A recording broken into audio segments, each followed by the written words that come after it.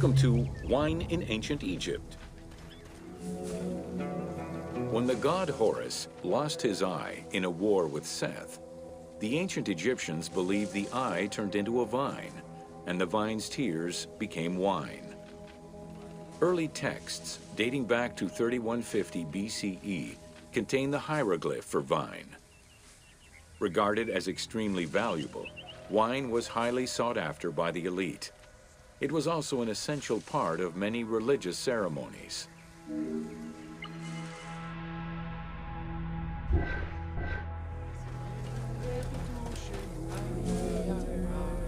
A millennia-old tradition, grape cultivation and wine production was regimented in the way typical of ancient Egyptian bureaucracy.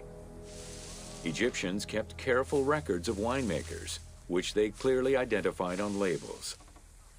Every landowner with a modicum of self-respect usually kept a vineyard.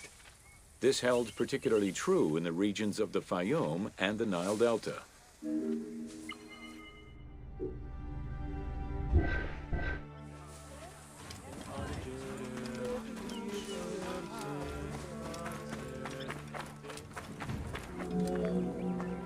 Documentation shows that only certain craftsfolk were allowed to provide the containers required to store and transport wine.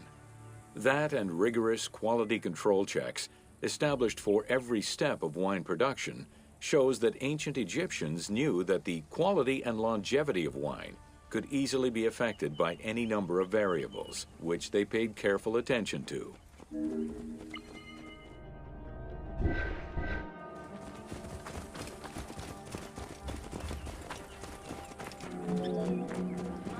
Egyptians had different kinds of wines, most of which ranged in quality from good to very good. The sweet shadé, to which honey had been added.